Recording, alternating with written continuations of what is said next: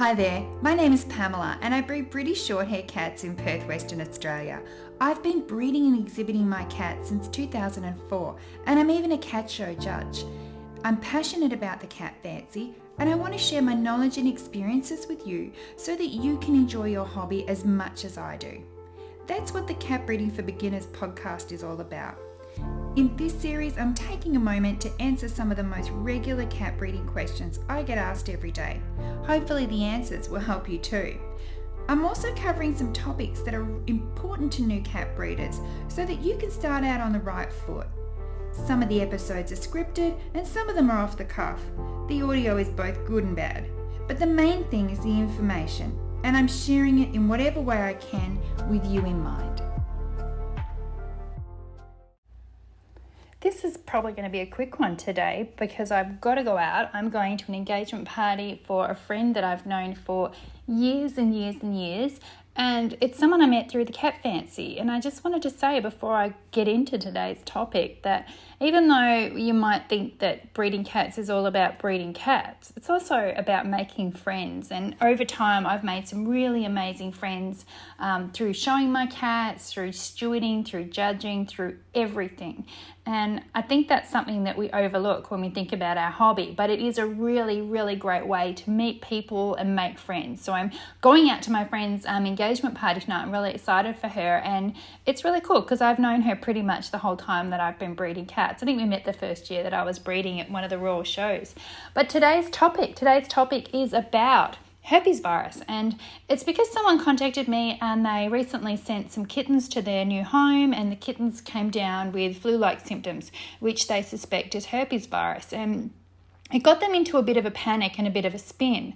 And they were asking, has anybody else had this? And, you know, like it was a horrible, huge, big deal. And a lot of people do paint it as a horrible, huge, big deal. And it's actually unfortunate because for everyone that's judging other people and acting like it's a huge thing, those people have probably had it in their cats as well. And I want to tell you, when it comes to people saying, has anybody else had it before? Most people will be like, no, my cats are perfect. I've never had anything so disgusting as cat flu. But I'm going to tell you, I've had it. And the reason I'm telling you that I've had it is because I'm hoping to, break down the stigma that's attached to that. Because I think it would be pretty hard if you know me and if you've been following me for a while and if you've been listening to my podcast and watching my videos, I'm pretty transparent about stuff that's going on with my cats.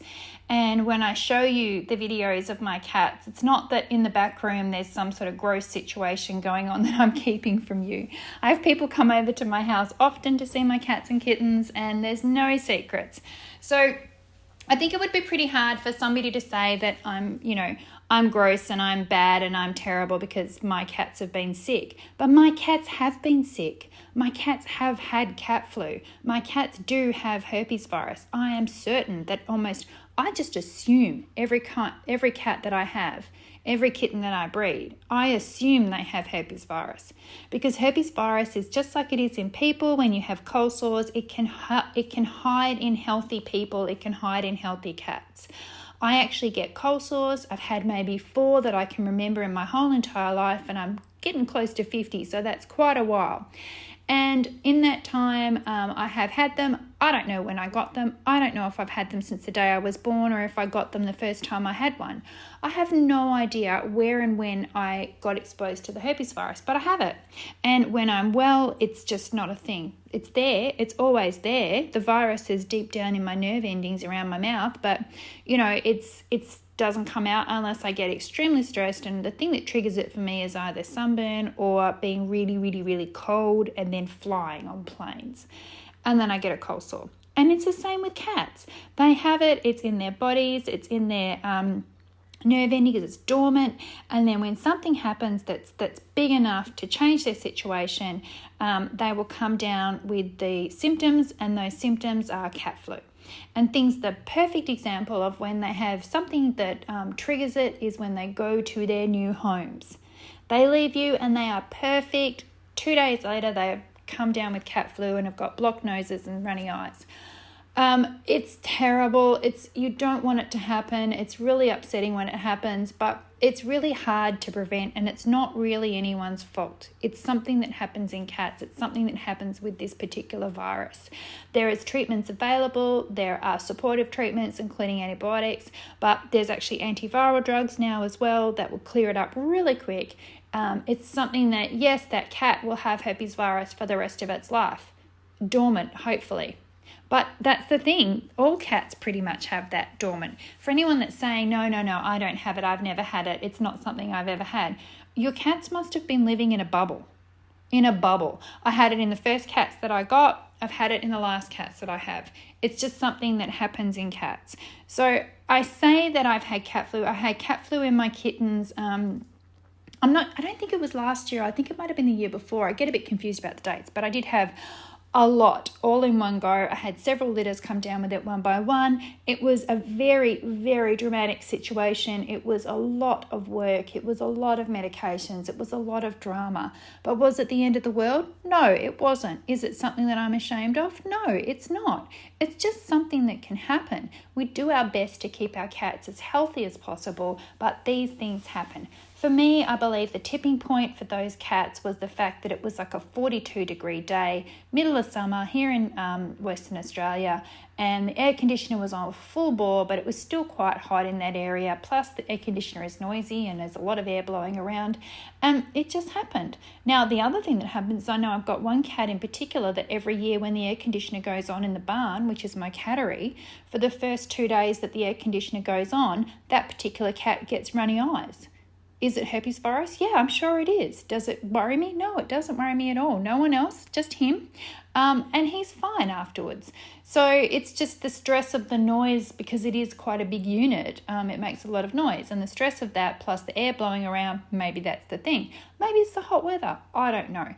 All I know is that herpes virus is not something to be ashamed of. It's not something to feel like you're going to get judged about.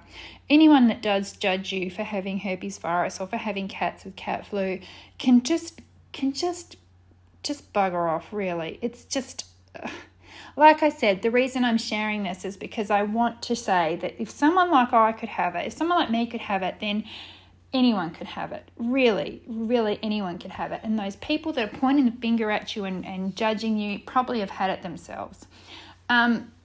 There are lots of treatments available for it. It's not the end of the world. It's not nice. It's not great. But it's not the end of the world. Now, the thing that should be judged is when people don't do anything about it. And the other thing that should be judged is when people don't tell anyone about it.